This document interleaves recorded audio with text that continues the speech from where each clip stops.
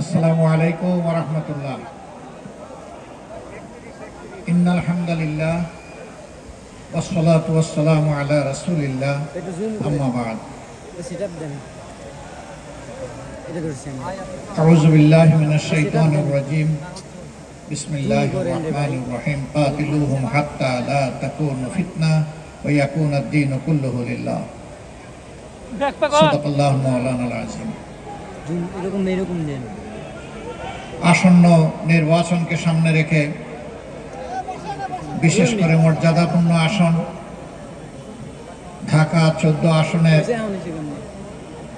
11 দল সমর্থিত এবং বাংলাদেশ জামাত ইসলামী মনোনীত প্রার্থী বিশিষ্ট আইনজীবী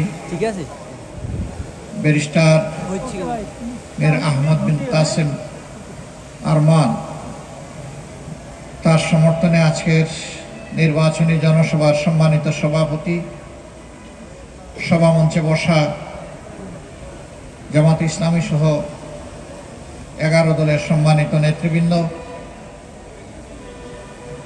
সম্মানিত এলাকাবাসী ভাই ও বোনেরা, আমি আল্লাহ তাবারক ওয়া তাআলার শুকরিয়া আদায় করছি মানুষের মুক্তির কাফেলায় সংগ্রামে আয়োজনে আল্লাহ তাআলা আমাদেরকে এখনো শামিল রেখেছেন এবং তারই অংশ হিসেবে আজকে এখানে আপনাদের সামনে দাঁড়াবার সুযোগ করে দিয়েছেন। আলহামদুলিল্লাহ। আমি আজকে এখানে দাঁড়িয়েছি সেই সমস্ত মায়েদের কথা বলতে, সেই সমস্ত পিতাদের কথা বলতে, সেই সমস্ত বোনদের কথা বলতে, সেই সমস্ত শিশুদের কথা বলতে, সেই সমস্ত ভাই বোনদের কথা বলতে। গত 15.5 বছর যাদের চোখের কোনায় আমি পানি দেখি নাই, আমি রক্ত দেখেছি। কেউ বুকের সন্তান হারিয়েছেন, কেউ প্রিয়তমা স্ত্রীকে হারিয়েছেন, কেউ প্রিয়তম স্বামীকে হারিয়েছেন, কেউ তার ভাইকে হারিয়েছেন, অবশিষ্টরা হারিয়েছে তাদের পিতাকে। তাদের কাছে যখন যেতাম তখন নিজেদের বুক ধরে রাখতে পারতাম না। আর যার পক্ষে এখানে কথা বলতে দাঁড়িয়েছি, আমি বিশ্বাস করি তার স্নেহী মা এখানে উপস্থিত আছেন। মাঝে মাঝে তাদের খোঁজ নেওয়ার জন্য ফোন করতাম, ধরা গলায় জিজ্ঞেস করতেন, আমার আরমানের কোনো খবর আছে, সে কি বেঁচে আছে?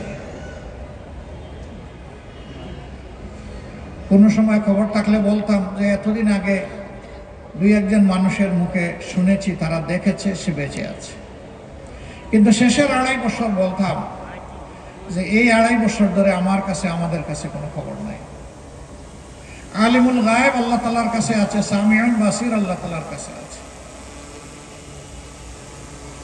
জিজ্ঞেস করতাম শিশু 2জন কেমন আছে? এত সময় যা বলতেন এখন কেঁদে দিতেন।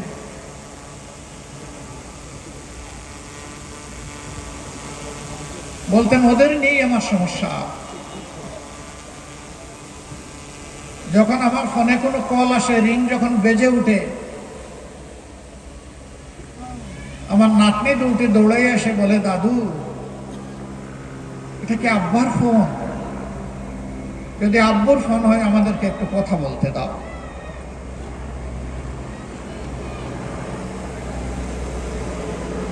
বলতেন এই অবুঝ 2 শিশুকে তখন আর সান্ত্বনা দেওয়ার কোনো ভাষা খুঁজে পেতাম না। নীরবে চোখের পানি ফেলে ফেলে শুধু ওদেরকে চুমু দিতাম, আদর দিতাম। কথা বলতে পারতাম না, মাথায় হাত বুলিয়ে দিতাম। তিনি একজন শহীদের স্ত্রী, সন্তান জীবনে বেঁচে আছে কিনা জানেন না। তার যুবতী স্ত্রী আর অবুঝ বাচ্চাদের কাছে এই মায়ের কোনো জবাব নেই।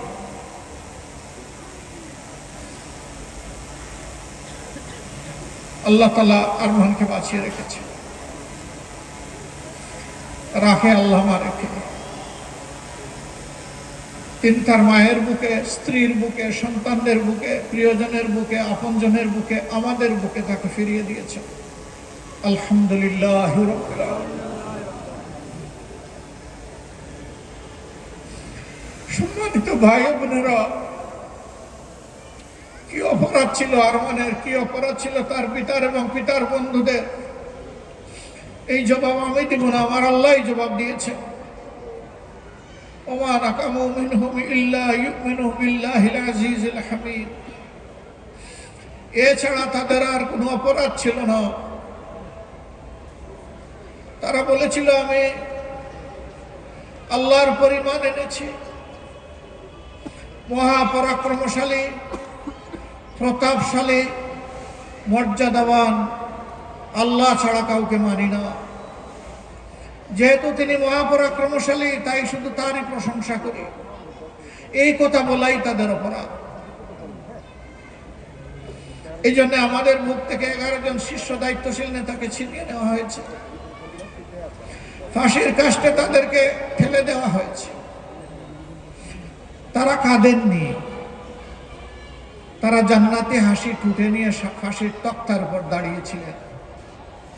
কারণ তারা জানতেন তাদেরকে অন্যায় অপবাদ দিয়ে, মিথ্যা অপবাদ দিয়ে বিচারের নামে চরম অবিচার করে খুন করা হচ্ছে। তারা জানতেন এর বিনিময়ে আল্লাহর জান্নাত। তারা জানতেন এর কারণে আল্লাহর কাছে তারা শহীদ হিসাবে গণ্য হবেন। আরমান যেমন ইউনিক, তার পিতাও তেমন ইউনিক। তিনি এদেশের যুবকদের, যুবতীদের ভাগ্য বদলানোর একজন কারিগর ছিলেন। যে সময় এই পরিস্থিতি সৃষ্টি হয় তখন তিনি আমেরিকায় ছিলেন।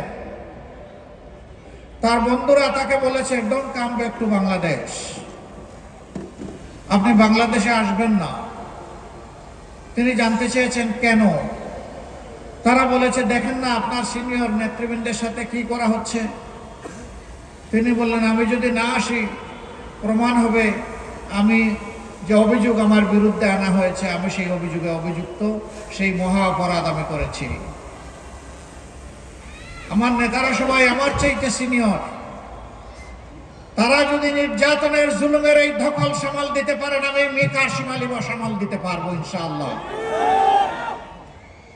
আমি সেদিন কাঠ পড়ে দাঁড়িয়ে বলবো, আমার বিরুদ্ধে যে অভিযোগ আনা হয়েছে তা 100% মিথ্যা। অনেকে ভয়ে দেশ ছেড়ে পালিয়ে গেছেন, বছরের পর বছর বিদেশে অবস্থান করেছেন। আর আল্লাহর এই বান্দা নিশ্চিত মৃত্যু জেনে বুকের সাহস আর আল্লাহর উপর ভরসা নিয়ে তিনি চলে এসেছেন হকের উপর দাঁড়িয়ে লিল্লাহি তাকবীর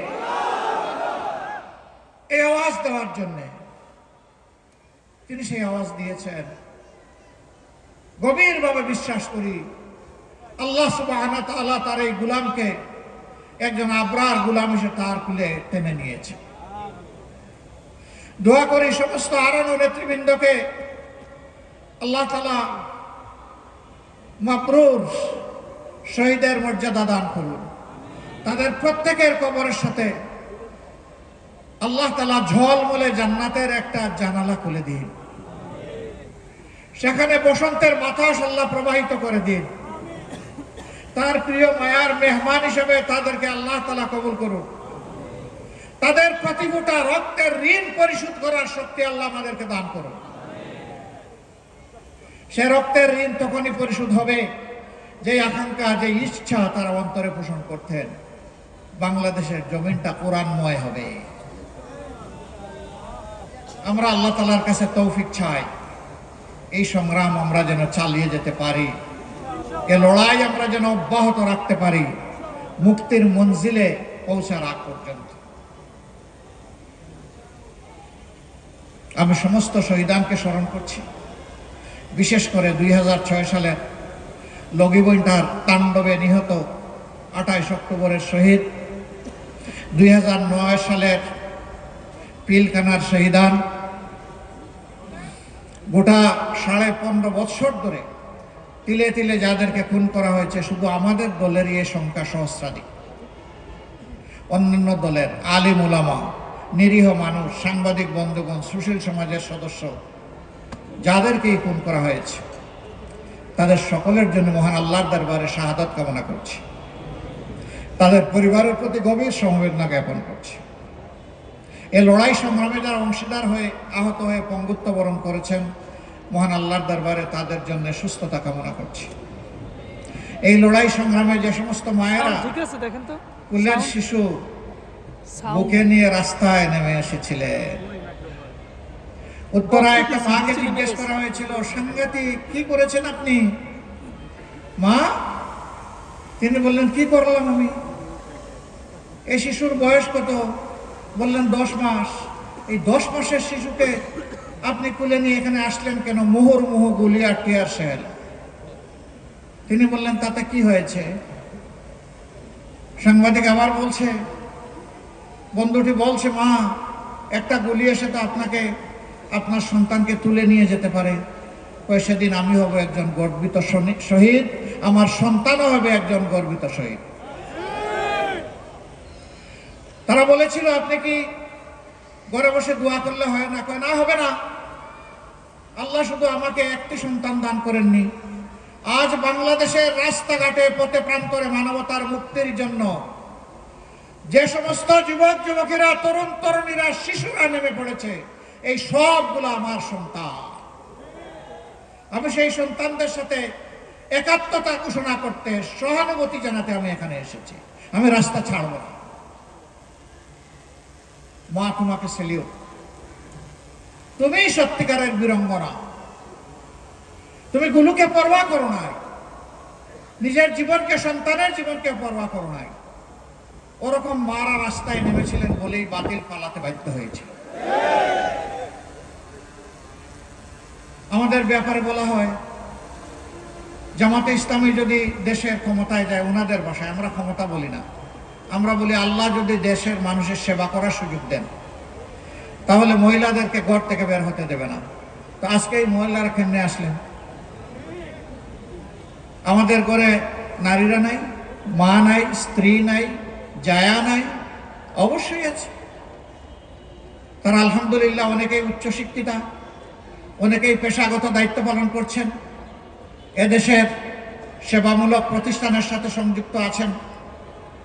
হ্যাঁ, আমাদের বিরুদ্ধে এগুলো মিথ্যা অপবাদ। কারণ আজকে যখন একজন অতি আধুনিক পোশাকে সজ্জিত একজন বোনকে জিজ্ঞেস করা হয়, আপনি কাকে চান আগামীর ক্ষমতায়, দেশের শাসক হিসাবে? এ বোনটি বলে, আমি জামাতকে চাই। কেন চান? ওই যে জামাত আসলে দেশটা ঠিক হবে। আপনি তো তখন এই পোশাক করতে পারবেন না। পারবো না, তখন তো আপনাকে অন্য কোনো পোশাক করতে হয়। পারবো। তারপরে আপনি চান? বলে, হ্যাঁ আমি চাই। আচ্ছা, জামাতের কোন জিনিসটা আপনার ভালো লাগে? বলে যে জামাতই আমার ভালো লাগে। এই যে ওনাকে আবার জিজ্ঞেস করা হয়েছে কেন, বলেছে তাদের কাছেই নারীর জাতি সম্মানে থাকবে, নিরাপদে থাকবে। এই যে আমাদের মায়েরা ফিল করেন যে আমরা আসলে তারা নিরাপদে থাকবেন, এটি আল্লাহ তাআলার পক্ষ থেকে আমাদের জন্য বিশাল পাওনা। আপনাদের এই ফিলিং এর ঋণ আমরা পরিশোধ করতে পারবো না, তবে কথা দিচ্ছি, আল্লাহ সুযোগ দিলে অবশ্যই আপনাদের আস্থার প্রতিদান দেওয়াই হবে আমাদের 1 নম্বর কর্তব্য। ইনশাআল্লাহ তাআলা লাজিম এই কাজে আমাদেরকে কেউ বিরত রাখতে পারবে না। আমরা ঘরে, চলাচলে, কর্মস্থলে, সকল জায়গায় আমাদের মায়ের জাতির মর্যাদা এবং নিরাপত্তা ইনশাআল্লাহ শতভাগ আমরা নিশ্চিত করব। এই ব্যাপারে কারো সাথে আপোষ করব না।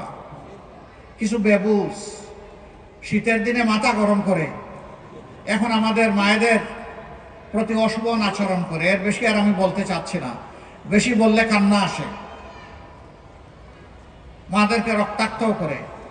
আমি ওদের প্রতি আহ্বান জানাই, তোমরা আগে তোমাদের নিজের মাকে সম্মান করতে শিখো, তোমাদের বোনকে সম্মান করতে শিখো, তাহলে তোমরা গোটা নারী জাতিকে সম্মান করতে পারবা ইনশাআল্লাহ। আফসোস, তারাই আবার বলেন যে নারীদেরকে সম্মানিত করার জন্য ফ্যামিলি কার্ড দিবেন নারীদের হাতে। আপনি এক হাতে ফ্যামিলি কার্ড, আরেক হাতে আমার মায়ের গায়ে হাত, এই দুইটা আমরা দেখতে চাই না। মারা মিছিল করে আপনাদের কারো কাছে ফ্যামিলি কার্ড চায় না। এই মারা ইজ্জতের সাথে বাঁচতে চায়। আগে আমার মায়ের ইজ্জতের কথা বলুন, রাখেন আপনার ফ্যামিলি কার্ড। আমার মায়ের ইজ্জতের বিনিময়ে কখনোই ফ্যামিলি কার্ড হতে পারে না।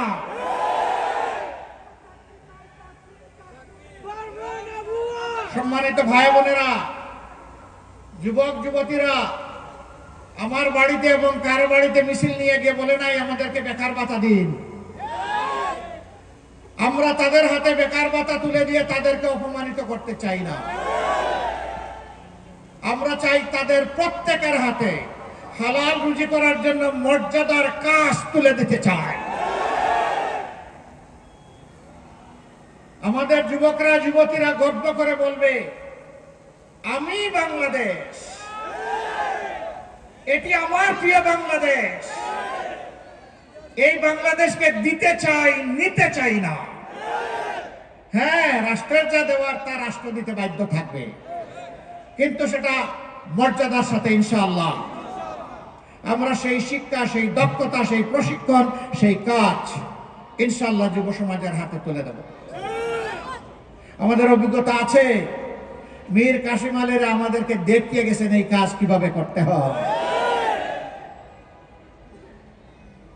স্বাস্থ্য সেবার পথ প্রদর্শক, যিনি যুগান্তকারী বিপ্লব এনেছিলেন স্বাস্থ্য সেবায়, সহ্য করতে না পারে তারই শেষ করে দিল। ইনশাআল্লাহ প্রতিটি শিশু থেকে বৃদ্ধ, মা থেকে বাবা, সবার জন্য স্বাস্থ্য সেবা নিশ্চিত করা হবে ইনশাআল্লাহ। শিক্ষা কারো করুণার দান নয়। জ্বরে পড়া শিশুটি গরিবের ঘরে জন্ম নিয়েছে, এটা তার অপরাধ নয়।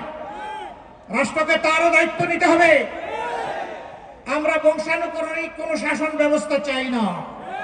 রাজার ছেলে রাজা হবে এটা দেখতে চাই না। একজন ভিক্ষুকের ছেলেও যদি তার মেধা থাকে, সে একদিন বাংলাদেশের প্রধানমন্ত্রী হবে, এটাই দেখতে চাই। সেই সাম্যের বাংলাদেশ আমরা করতে চাই ইনশাআল্লাহ। এর জন্য আমাদের স্পষ্ট ঘোষণা, দুর্নীতি আমরা করি না, আমাদের সাথে এটা যায় না, দুর্নীতি কাউকে করতে দেব না ইনশাআল্লাহ। চাঁদা আমাদের লোকেরা নেয় না, চাঁদাকে ঘৃণা করে, চাঁদা হারাম। এ দেশ আমাদের হাতে আসলে কোন চাঁদাবাজের অস্তিত্ব থাকবে না ইনশাআল্লাহ।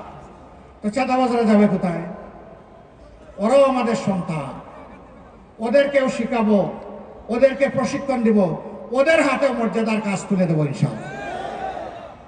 তারা গৌরবের সাথে দেশ রোজার কাজে লেগে যাবে।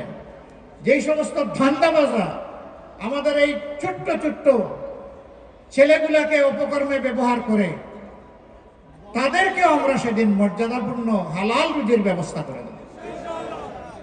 কারণ দেশ আমাদের সকলের। আমরা কোনো স্লোগান দিয়ে দেশকে বিভক্ত করতে চাই না।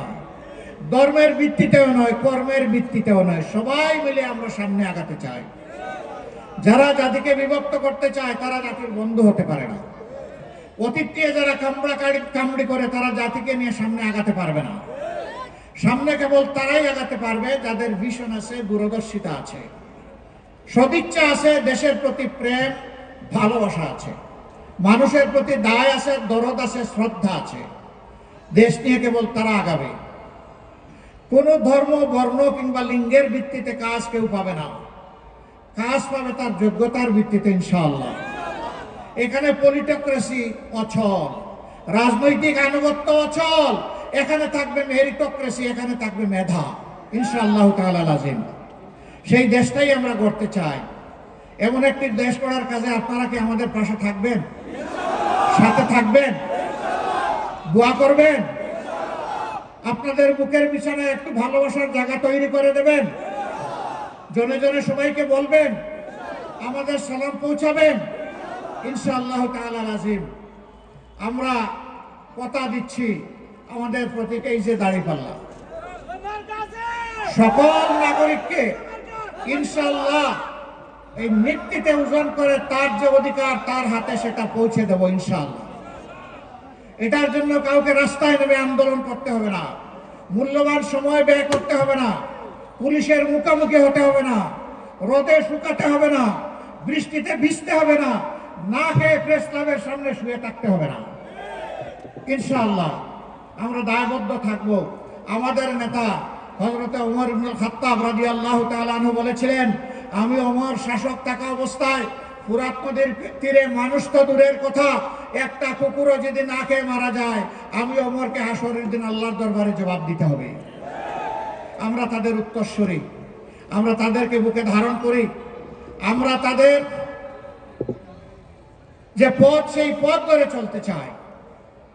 ভাই ও বোনেরা, আপনারা 14 নম্বর আসনটি আমাদেরকে উপহার দিন, আমাদেরকে মানে 18 কোটি মানুষকে উপহার দিন।